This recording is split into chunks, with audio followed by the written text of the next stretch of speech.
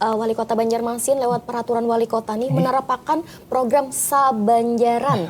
Nah, jadi Sabanjaran itu sehari berbahasa Banjar kula.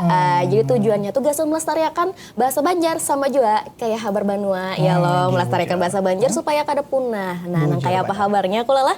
Kita itu bersama gasan buhan pian berataan.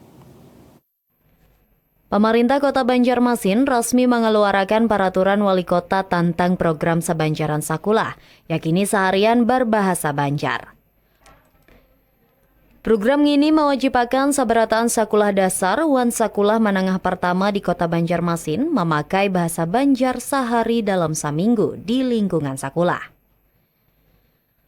Peraturan ini ditarapakan sebagai upaya pelestarian budaya lokal sekaligus menumbuhkan rasa cinta kalawan bahasa daerah Matan Anum. Melalui program Sabanjaran Sakulah, bubuhan siswa diharapkan memakai bahasa Banjar kada hanya di sakulah, tagal jua dalam kehidupan sehari-hari.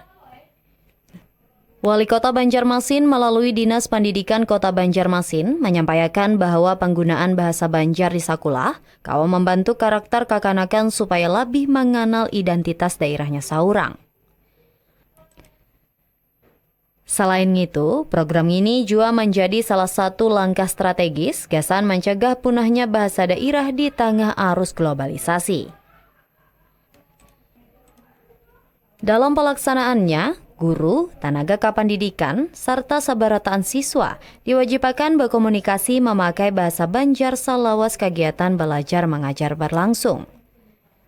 Tagal materi pembelajaran tetap disesuaikan dengan kurikulum nasional nang berlaku. Pemerintah Kota Banjarmasin berharap program Sabanjaran Sakulah ini berjalan secara konsisten wan mendapat dukungan matan orang tua serta masyarakat.